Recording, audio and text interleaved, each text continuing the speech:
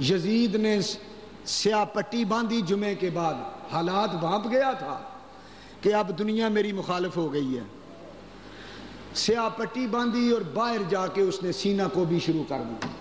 مجھے بڑا افسوس ہے، مجھے بڑا غم ہے، یہ جو کیا ہے یہ ابن سعد نے کیا ہے، یہ ابن زیاد نے کیا ہے، اگر میں وہاں ہوتا تو میں شہید نہ ہونے دیتا، یہ انہوں نے زیادتی کی ہے. لوگ کہتے ہیں، یزید کے حامی لوگ کہتے ہیں، دیکھو جی یزید نے تو اظہار برت کر دیا، اس نے کہا یہ ابن سعد کا کام ہے، یہ ابن زیاد کا کام ہے آل نبی کو شہید کرنا، میں نے تو نہیں ان کو شہید کیا، میں تو اظہار برت کرتا ہوں. مجھے تو بڑا غم ہے، اور آنسو بھی پوچھنے لگا اور رونے بھی لگا لوگوں کے سامنے. کیوں؟ ہمارا اہل سنت کا موقف یہ ہے کہ یہ یزید کی سیاست تھی.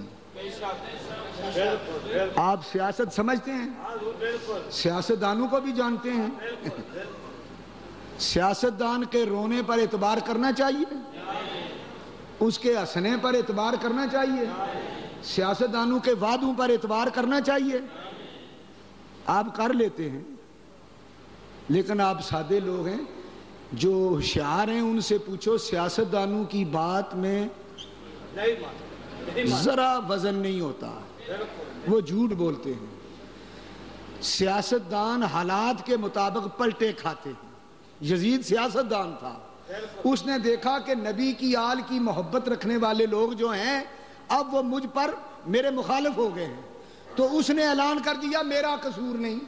میں یزید کے حامیوں سے پوچھتا ہوں، اگر واقعی یزید امام حسین کے قتل پر راضی نہ تھا تو امام حسین کے قاتلوں کے ساتھ یزید نے کیا سلوک کیا؟ پتہ ہے کیا کیا؟ تاریخیں پڑھ لو. انعام دیے، حکومتیں دیں، دولتیں دیں، سونا چاندی تقسیم کیا، ابن سعد کو ابن زیاد کو عہدے دیے. اگر یزید امام حسین کے قتل پر راضی نہ تھا اور وہ بری ذمہ تھا تو اس کو چاہیے تھا ابن زیاد کو سزا دیتا، عمرو ابن سعد کو سزا دیتا، اس نے کوئی سزا نہ دی. معلوم ہوا یہ سارا کام یزید نے خود کروایا، اور یہ اس کی جھوٹی سیاست تھی جس کی بنا پر اس نے کہا میرا کوئی قصور نہیں.